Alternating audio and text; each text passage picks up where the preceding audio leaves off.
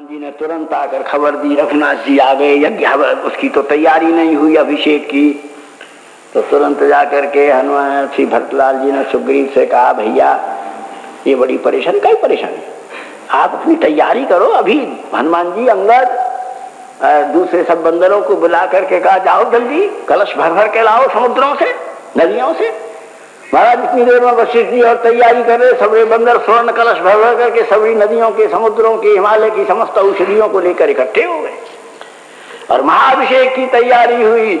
आज अयोध्या के सिंहासन के ऊपर राम राज्य की स्थापना हो रही है। साक्षात राजराजेश्वर भगवान राघवेंद्र का दिव्याभिषेक हो रहा है। उधर राजराजेश्वरी श्री किशोरी जी साम्राज्य के रूप में सिंहासन के ऊपर नवश्रृंगारान्वित होकर के विद्यमान है। कोटि कोटि प्रजाजन जय जयकार कर रहे हैं। अनेक प्रकार से पुष्पों की परवृष्टि हो रही है। भरतलाल जी छत्र ताने हुए हैं, लखनलाल जी चमर कर रहे हैं, शत्रुघ्न विजन दुला रहे हैं, सुग्रीव राज की दंड ग्रहण किए हुए हैं, हनुमान जी पादपीठ ग्रहण कर रहे हैं।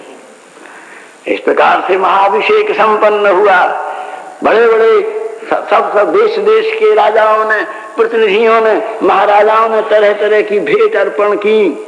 महाराज उन्हीं भेंटों में एक विभीषण ने एक दिव्य प्रबाल मोतियों गजमुक्ता माला, जो लंका के सिंहासन में क्या, इंद्र और वरुण और कुबेर के सिंहासन में भी जिसकी जोड़ का कीमती रत्नहार नहीं है, वो किशोरी जी को, श्री हनुमान जी को अर्पित किया।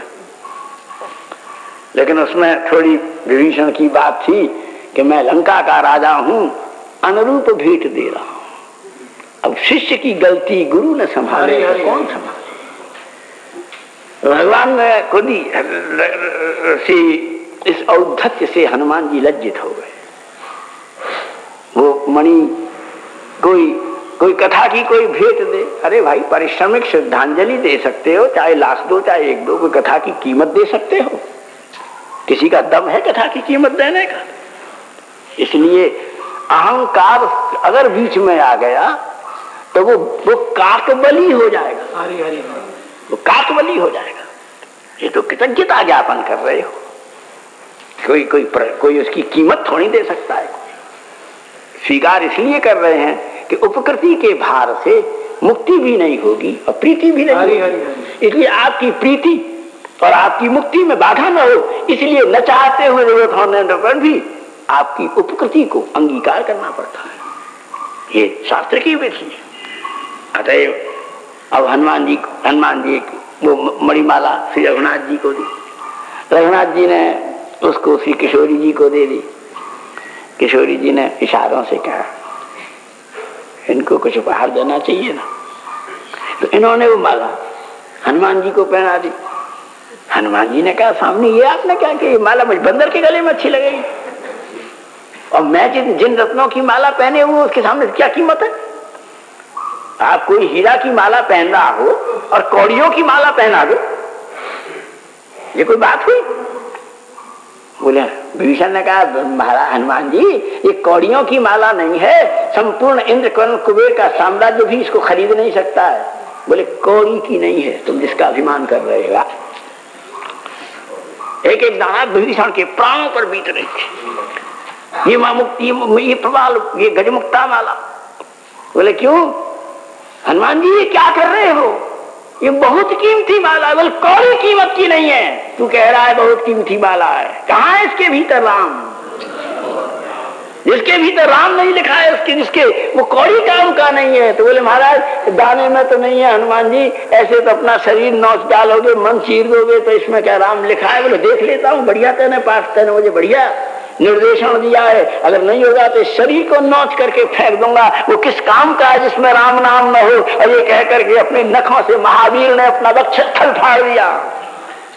महाराज सीता समारोह, श्री किशोरी जी, श्री रघुनाथ जी, श्री हनुमान जी महाराज के हृदय में विराजमान है। और इसी समय उसको महाराज रघुनाथ, श्री किशोरी जी, विभीषण ने बहुत क्षमा मांगी। मारुति, आखिर तो मैं राक्षस हूं, आपके इस परम देवत्व को कैसे अनुभव कर सकता हूं? हे गुरुदेव, आपने मुझको यह भी परम पाठ दिया, मैं अपने हृदय में रघुनाथ को कैसे लाऊं?